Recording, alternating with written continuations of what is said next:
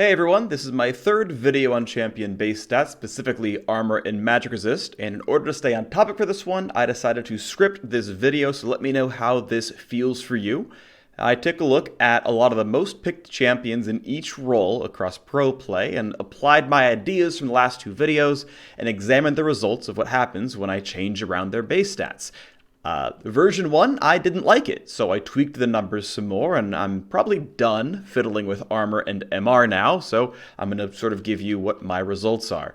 In this video, I'm going to share with you what I think these numbers should actually be, and I'm also going to quickly recap what my other two videos were about and why I think this set of changes is good for League of Legends. At the very end, I'm going to probably tease a little bit of what I might do if I kind of pick this topic back up, talking about stats that aren't maybe armor and magic resist. So, quickly to recap, what base armor and magic resist even do for League of Legends? Well, having armor and MR multiplies all of your health-based stats. So buying HP, regeneration, lifesteal, getting shielded, all of those are essentially multiplied by armor and magic resist. Now, this does technically devalue buying more armor and MR yourself, but overall it tends to be a tank multiplier. That tends to be true. It also does things for interactions. The more of your durability is in armor and magic resist, the more you're actually good against assassins, and the more that you're bad against tank killers who buy percent penetration. So your base armor and MR actually affects target selection sort of invisibly. The other effect that armor and MR can have as a base stat is that if your numbers are skewed, it makes you more or less tanky in forms physical versus magic damage susceptibility. High armor and low MR, for example, make you killed by mages, but not good against physical. Now, this can be good, but I think only when important. So let's recap. Now that we kind of have the basic understanding of what armor and MR does, let's recap my suggestion and why I think it's a good suggestion. So I'm suggesting that outside of very specific needs, a champion must be in one of 5 predetermined sets of armor and magic resist. And these predetermined sets are squishy range for champions like Ashe, medium range for champions like Vladimir and Rakan, light melee like Fizz, mostly assassins, medium melee like Fiora, and heavy melee like Braum or Udyr, juggernauts and tanks and whatnot. And the reason we're doing this is we want to reinforce the above rules. I don't want physical magic damage split skews to exist, but I do want assassin tank skew to exist. And so, assassin versus tank busting. That skew I do want to exist, and so I want these champions to be bracketed. Now, this tends to happen a little bit, but there's a lot of error, and that's what I'm trying to get rid of. I want to make sure that two other things are true, that there is room for very specific tailoring, things like Thresh's passive where he has no armor growth, but he picks up souls to get more armor. That's fine, but it has to be intentional.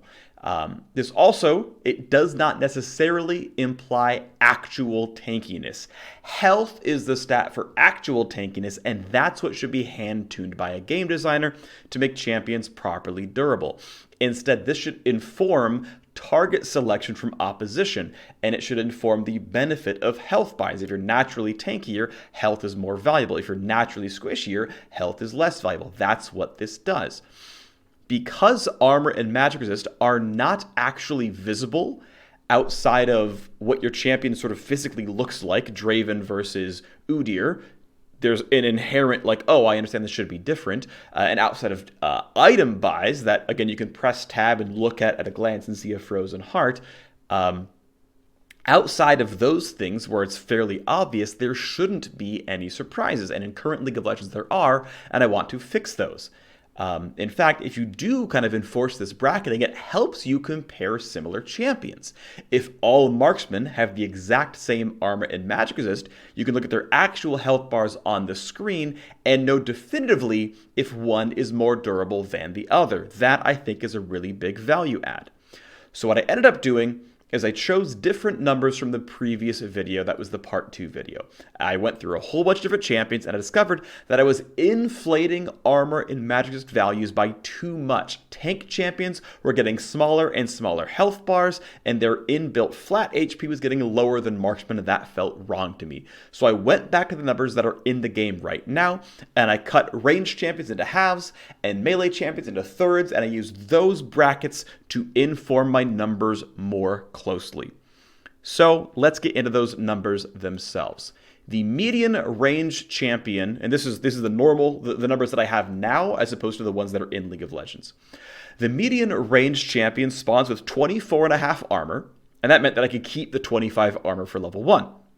Across all ranged champions, that's just fine.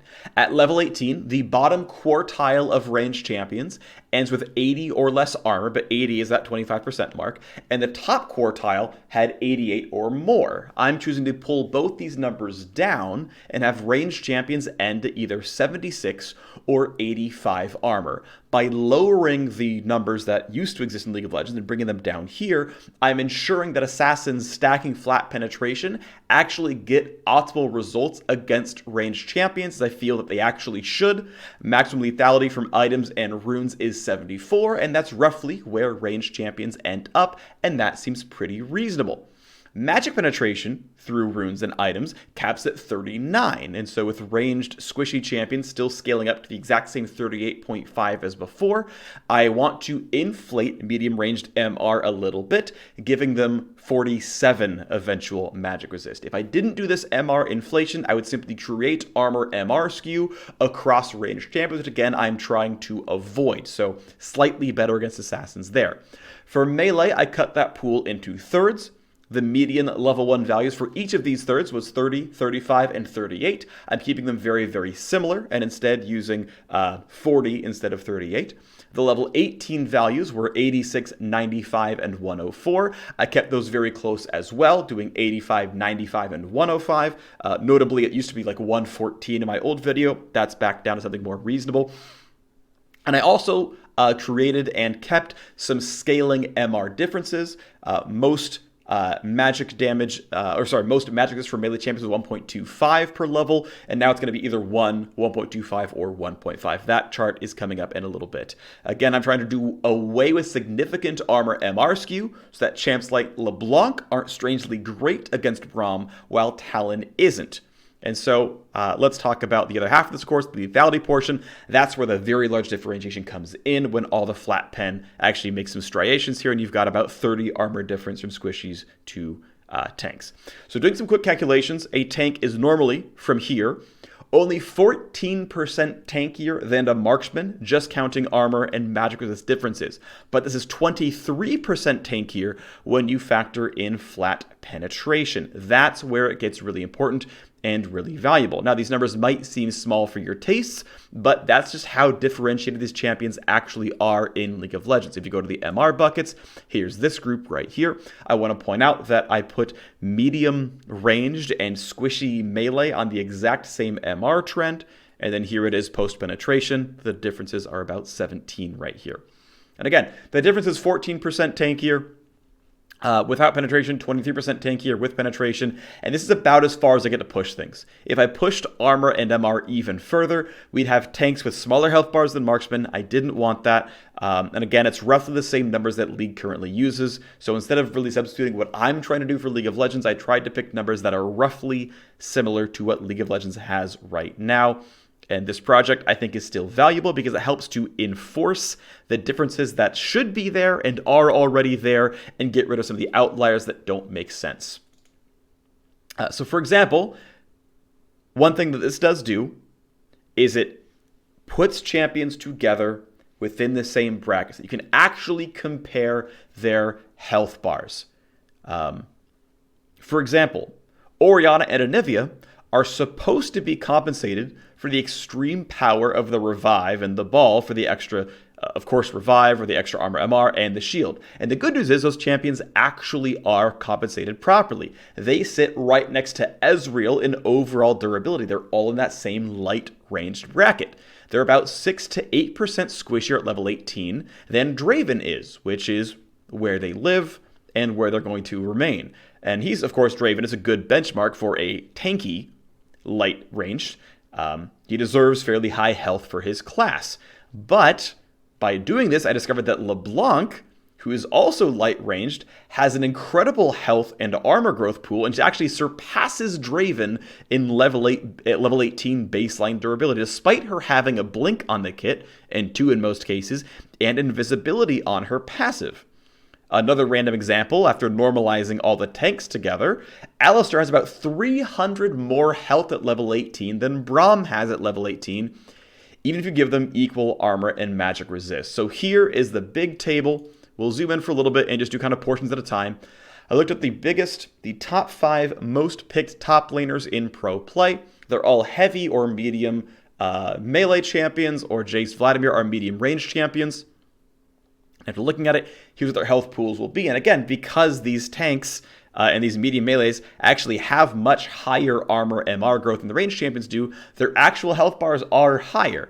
This still ended up being fairly true, no matter what, but it makes them more easily comparable. So looking at, say, Aatrox, a medium melee champion, comparing to Jarvan, a medium melee champion, or Lee Sin, a medium melee champion, you got to see some fairly substantial differences in how durable they are as inbuilt champions. Lee Sin and Rek'Sai are actually the same durability as one another. Jarvan is more so. Aatrox is less, but he revives. I think his health can simply be low because of the revive. He has inbuilt spell vamp as well. This all makes sense, but this now gives you the ability to directly compare champions.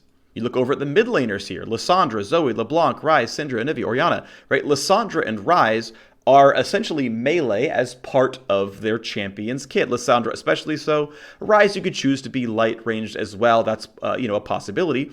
But again, contrasting these champions, Zoe and LeBlanc have very, very high health values for light ranged champions. 2148 max HP, 2118 on LeBlanc. That's exceptionally high. When you contrast LeBlanc to, say, Ezreal, who maybe fills a fairly similar purpose, you got a very substantial health difference here.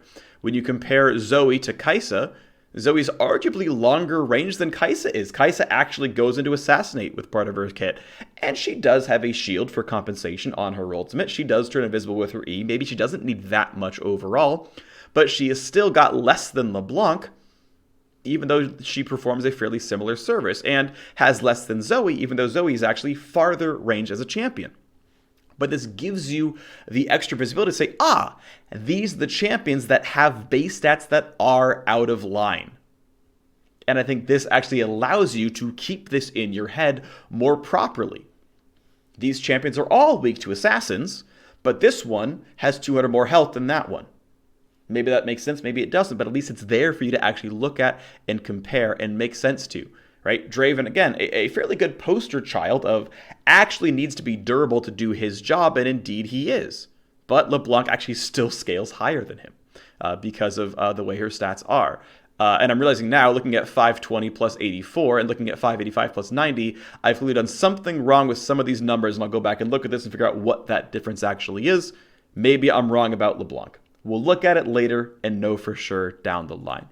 Either way, here's the look at the supports as well. Down at the very bottom here, you've got support tanks like Braum and Alistar, where Alistar has absurdly higher health growth and has about 300 more HP than Braum.